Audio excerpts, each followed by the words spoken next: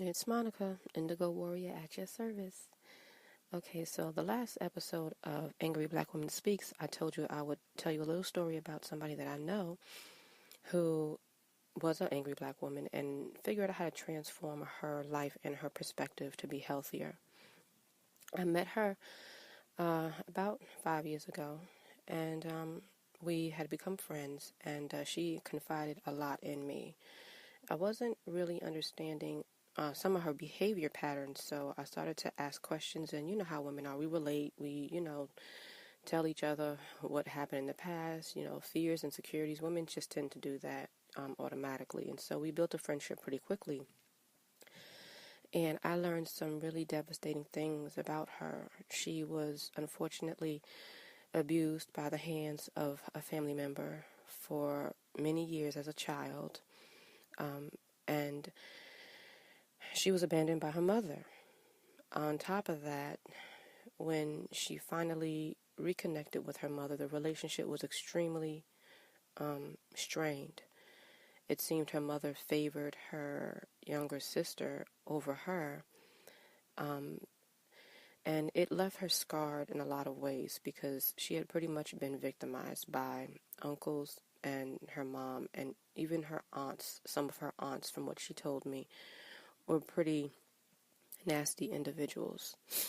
And so she did a lot of things that were, in my opinion, kind of off. And it created a strained friendship. But when she started to reveal what she had gone through, I realized I was in no position to judge her, or to expect her to understand life from my perspective. She also told me that her mother had passed away from cancer, and she left her and her younger sister in the care of somebody that she had trusted in their church, who turned out to be a complete fraud and a predator. This woman and her husband were supposed to take care of my friend and her younger sister, but ended up pretty much kicking her out of the house, abandoning her, and stealing the money that their mother had left them. So she was also battling with trying to obtain citizenship, to make matters even worse. So she was out there on her own, homeless as a teenager, dealing with the reality that, once again, she had been abandoned and she was in the streets. So this comes from her having a mother who was completely angry. So much so that she didn't even know how to love and nurture her children. This is not just about relationships with grown people, men and women. This really affects our children. My mother, who was very angry after the relationship with my father failed, became extremely controlling, and I ran the other way. I ended up as a pregnant teenager because I didn't feel that I was supported in my home. She always met everything with aggression and anger and just do what I say and I don't care how you feel type of thing. I have a very good relationship with her now, but that was after I decided to stand up to her, and I told her, listen, you might not like the way that I do things, but I want you to understand I'm an adult now, and you can either be a stranger to me and my children, because I will not call you and I will not deal with you if every time we speak you meet me with this aggression. I said, we're going to have to learn to agree to disagree, because I deserve respect just as much as you feel you deserve respect. And she understood, and we began to mend our relationship, but this wasn't until I was an adult with my own children that she could no longer yell at, tell what to do, and control. I want to talk a little bit about the Jezebel spirit, and I want people to understand. The Jezebel spirit is real. It is an entity that is plaguing women and families in this country. It breeds from women feeling rejected, neglected, and abandoned. And it sinks her claws into the souls of women who decide that no more, no more, no one's going to reject me anymore, no one's going to hurt me anymore. And this Jezebel spirit will manipulate and control everything that she can around her. This is a big part of the reason why children in our communities don't necessarily get along with their parents all the time, why they rebel. This is one of the biggest reasons why families break up, because this woman decides that when she gets a new boyfriend or a new man or a new husband, she has to be in control of everything. She's not going to let anything slide. She's not going to take no mess, all of this stuff. And it really does affect us in a lot of negative ways. My oldest child ran away. I'll get into it in another story, but she lived with her grandmother and her father, and she could not take the controlling nature of that environment, and she ran away. It's a very dramatic and interesting story that we're all still learning from.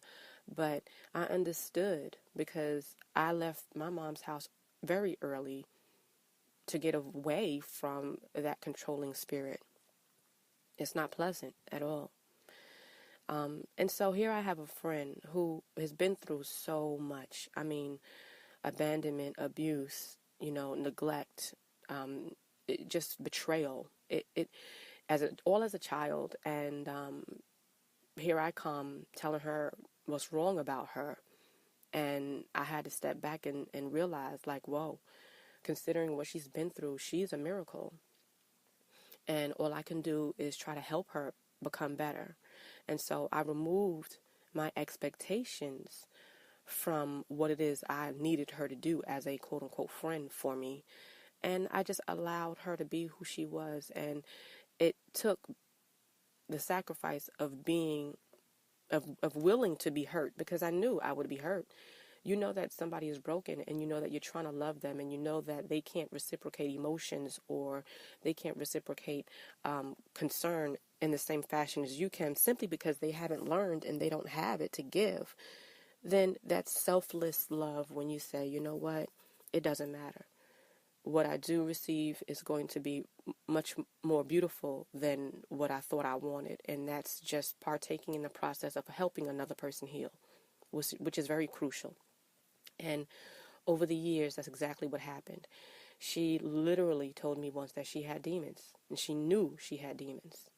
And I always made sure to send positive energy her way. I always made sure to include her on the family outings that were positive and fun. I always made sure to help her to see that perhaps reaching out to other people could be a part of her healing process. So even though the friendship was off and on, because yes, we had our fights, we were both willing to learn from each other and help each other. She helped me as much as I helped her. She helped me to understand that I was turning into a Jezebel, that I wanted to control the way things always were, and that I, from a certain extent, was very selfish with how I was relating to people, because I was constantly telling people what they should and shouldn't be doing and what was the right way to do things. And I learned to let go of that.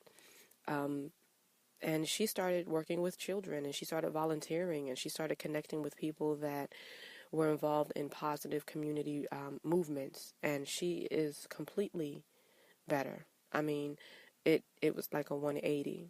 And I want to share that with you all simply because it's about choices. I want everyone to know that it's about choices. You may have been hurt, but when you compare what is available out there to explore and to experience as positive, there's always an opportunity to heal from the hurt. The truth of the matter is, if you survived it, whatever pain that you went through, if you survived it, you are strong enough to help somebody else survive the same thing. That is where your strength comes from. That is where the purpose in your experience can come from. Let it not be in vain. Reach out and connect, because the process of pain will continue to perpetuate itself unless we reach out and connect to stop it in its tracks. She works with children that are at risk, and she, pours her heart out to them, and she puts everything into what she does, and she's making a difference in these children's lives because she was an at-risk youth in a lot of different ways. Now, let's take a completely opposite example. My children's grandmother. She's a witch, and I don't mean that in just a name-calling sense. I'm completely serious about the fact that she is a witch. She wishes ill on people. She has told my granddaughter that she always has ulterior motives and nothing she does is benign. Can you imagine? I mean, that blew my mind. She told my teenage daughter, her only granddaughter, that nothing she does is benign, and she always has an ulterior motive. This is very frightening. Unfortunately, I am battling her and her son continuously because they are very, very toxic and unhealthy people in my children's lives. I was way too young to see that this was a Jezebel when I started dating her son. I was 18. No, excuse me, I was 17. So here I am running from my own Jezebel spirit mother who wants to control me. And I ran right into the arms of a boy whose mother was a bigger Jezebel. And I had no clue. It looked all nice. It looked fun. It looked like it was free. He had his driver's license. He had a little bit of money, but little did I know he had all those things because his mother literally controlled every aspect of his life and put a schedule on him for everything that he needed to be doing so that she could benefit from his progress. Ultimately, at 18 years old, she decided to put her son on her mortgage because she wanted to buy a house and didn't care how that would affect his future. After many years of talking to my daughter about the experiences that she's had with her, I realized that this woman was a victim of a controlling Jezebel spirit that was her mother. So she was abused. She was abused and beaten badly by her own mother. And she married early to get away from that situation. She ended up being with somebody that was less than cooperative or loving than she thought. And so they ended up divorcing, which made her health really, really, it compromised her health. And so from what I understand, she was in the hospital and gravely ill for a long time. And she decided that she wasn't going to let people destroy her. Her mother and her husband, the two people that are supposed to be closest to you in life, were the two people that had tore her down. They broke her down. She almost lost her life because of the stress that they had put her through. So here she is, a early 20-somethings woman, pursuing her PhD in health, very smart, very capable, learned to be extremely independent, had to figure out how to pick up the pieces of her life by herself because she was divorced early, and she was pretty much not on good terms with her mother. So she became stone cold, and she did it to survive. And guess what? My mother always used to tell me there's no honor amongst thieves. And what that means is when you choose to go a certain route, when you choose to be a thief, you can't just choose to be a thief amongst people you think deserve to be stolen from. That's what a lot of people think. Oh, I treat certain people a certain way because they deserve it.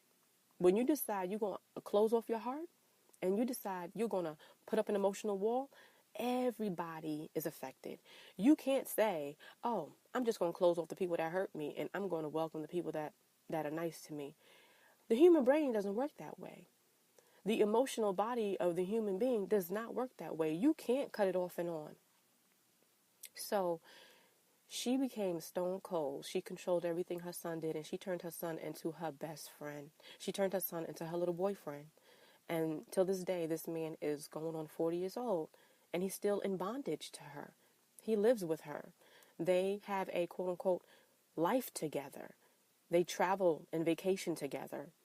You know, she can't keep a healthy relationship, and neither can he, because quite literally, they don't have room for anybody else. It is them against the world. And it's so much chaos and craziness in that situation that my daughter and my son started asking me over time, why doesn't Daddy have his own place? Why does he still live with Grandma? What is that right? What's going on with that? They realized over time that it was unnatural. He has to defend himself to my teenage daughter for why he still lives with his mom, for why he is still reliant on his mom to operate his life. I mean, quite literally, when it comes to family visitations and visitations with the kids and things like that, the first thing that comes out of his mouth is, let me ask my mom, let me see how to organize this visitation with my mom. And like I said, he's going on 40. Needless to say, he has a very strange relationship with his children, and the cycle of that Jezebel spirit 2 generations ago is still taking a toll on that family today, which happens to be my family, my children. She is a lost cause. She's a lost cause. She's going on her, I guess, 65, something like that. She's a lost cause. There's no helping her. She actually enjoys making people miserable. My son has told me on multiple occasions that he has overheard conversation where she enjoys and is proud of herself for making her coworkers cry at work, making people afraid of her. I'm telling you, she possesses a spirit. And it's not even a joke. You know, when my son moved up from his middle school, they had a moving up ceremony. And even though we don't get along, we don't act crazy. We smile and nod, and we keep it at that. We've had our crazy moments. I literally got into a fist fight with this woman after I had my child because she thought she was going to be a mother to my baby, and I had to let her know, I'm not your son. So yeah, we've had our moments. My mother broke up that fist fight. I'll talk about that another day. But anyway, we're cordial. We're as cordial as we can be considering the circumstances. And so my mother came up to be there for my son's moving up ceremony. And after everything was said and done, you know, my mother is a Christian woman. She may have had the Jezebel spirit, a lot of Christian women do, but she does operate out of love. That's one thing I must say. She does not have malicious intent. And she's learned a lot over the years about how to relate to me and how to respect my boundaries and how to show interest in the things that I love. And I'm very thankful that we have had that transformation in our relationship. So she decided she wants to take some pictures with my son, you know, and they take all these pictures, and, you know, she tells, you know, the grandmother and the father, congratulations, you know, you guys are doing a great job. Let's just try our best to get along so that these children don't have to suffer, you know, as we fight and, you know, pull them in different directions. And this woman said to my mother, please get out my face. And I didn't hear her. My mother tells me this afterwards, and thank God I didn't hear her. But yeah, she tells my mother, please get out my face, with a smile on her face the whole time, laughing and chuckling and rousing her son. This is what she does. She likes to rouse her son and manipulate him to act badly towards other people, because that makes her feel more secure that she has someone on her side no matter what she does. She's done this on more than one occasion. She rallies her son against his own children. There would be times where the children just didn't feel like dealing with her, and, you know, in a certain way, shape, or form, just told her that they were not in the mood to maybe go to the mall with her or do this or that with her. It's heavy energy, and sometimes they just don't want to deal with it.